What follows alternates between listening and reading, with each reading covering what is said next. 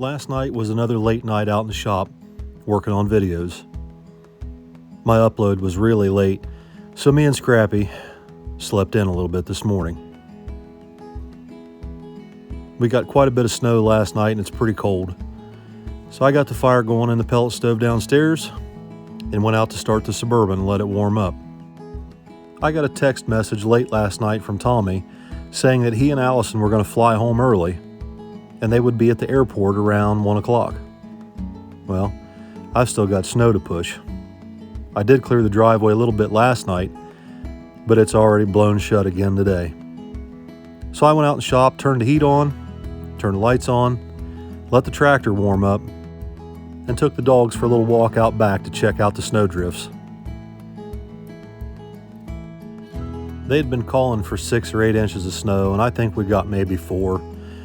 But it was enough that it needed to be pushed, and the drifts were about 1.5 feet deep around the side of the barn. The dogs knew that the Suburban was running, and they weren't about to let me leave without them.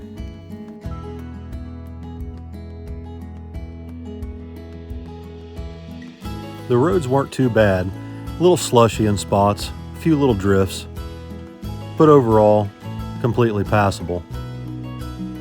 Me and the dogs got on the interstate and hit our first big problem at 270 and 70. Must have been an accident, 270 shut down. So we had to take a little detour up James Road past the TAT restaurant, Vicky's mom and dad's favorite place to go eat. I was a little bit worried I was going to be late and the kids are going to be standing around waiting on me, but it turns out it took them a little bit extra time to get their luggage anyway. The dogs weren't quite sure what to make of this airport deal. They don't get out into town very often.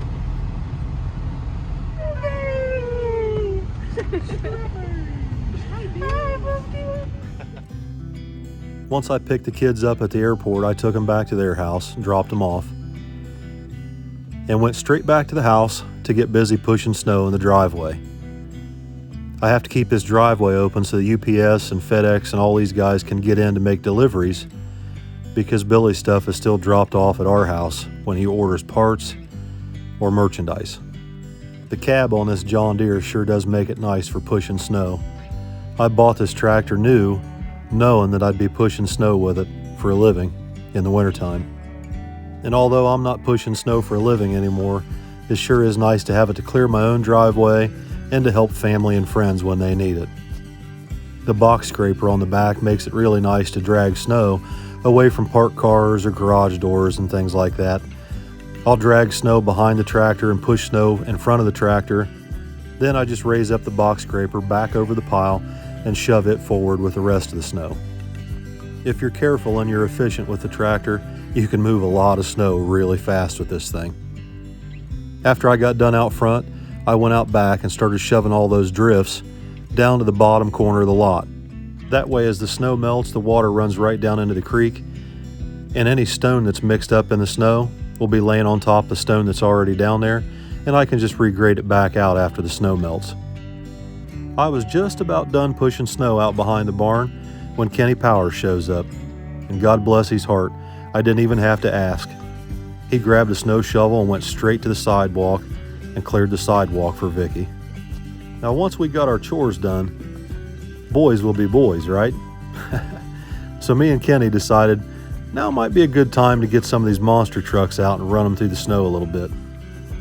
So I fired up my orange and white 79 Blazer and told Vicky, hey, when you hear this thing fire up, turn the dogs loose. And it didn't take long for them to make their way out there. They love chasing these stupid trucks around the snow.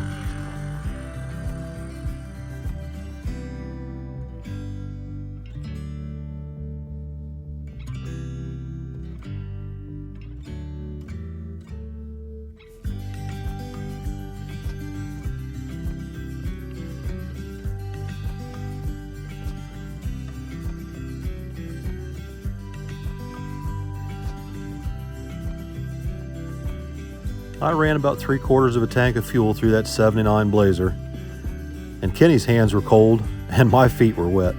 So I took the Blazer in the shop, put it up on top of the furnace and let it melt off. And we decided now's the time to get out that fifth scale.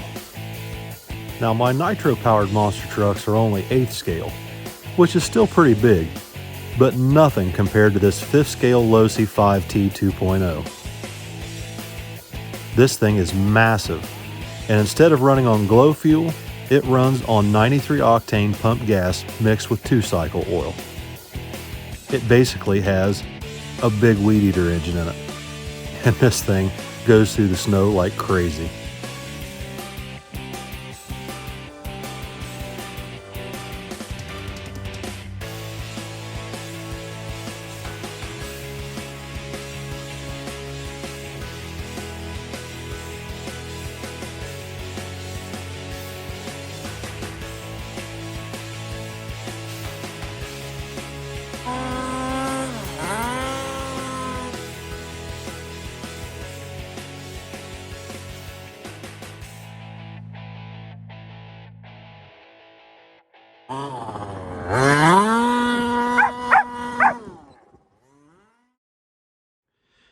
All right, guys, welcome back to the shop.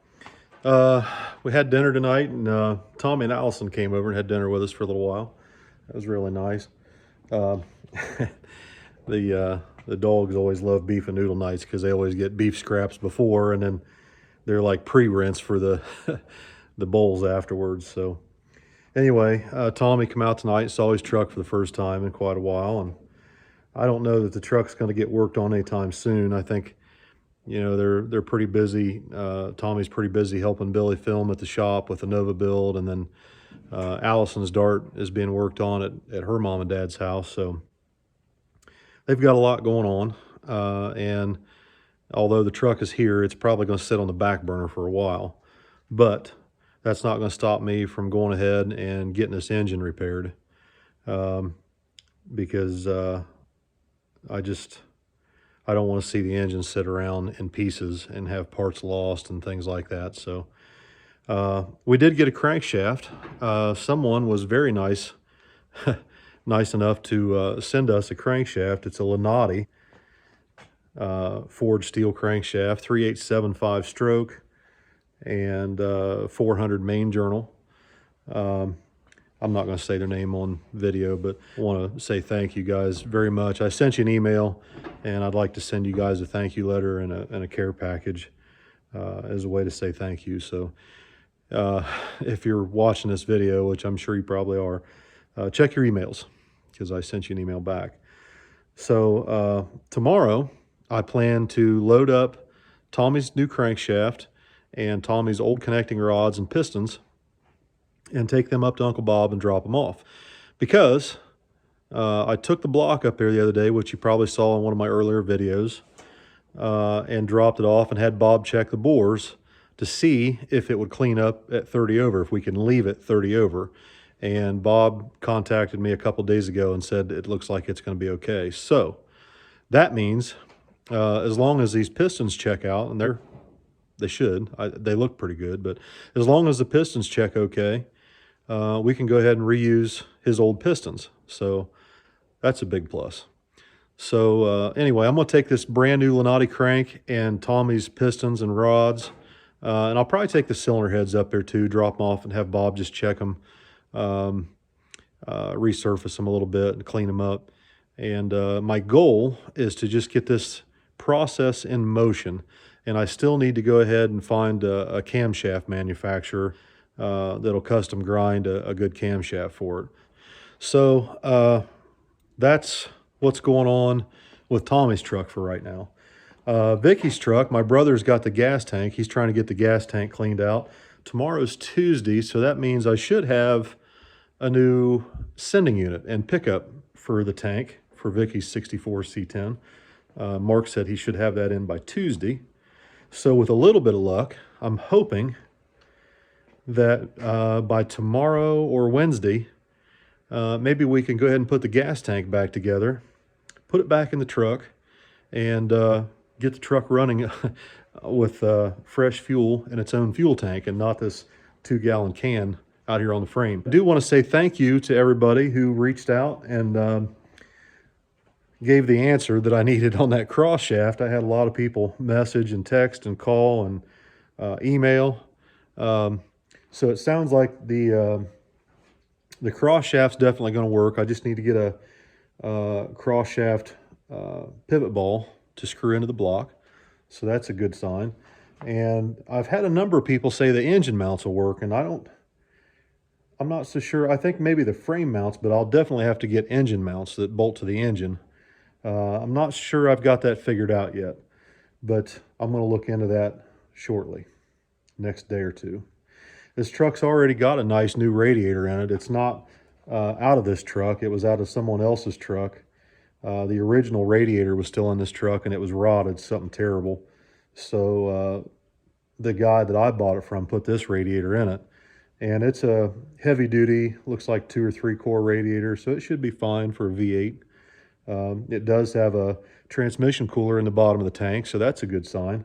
If, in fact, we put an automatic in it, which I would like to, it already has transmission cooler built into the radiator, so that's a bonus.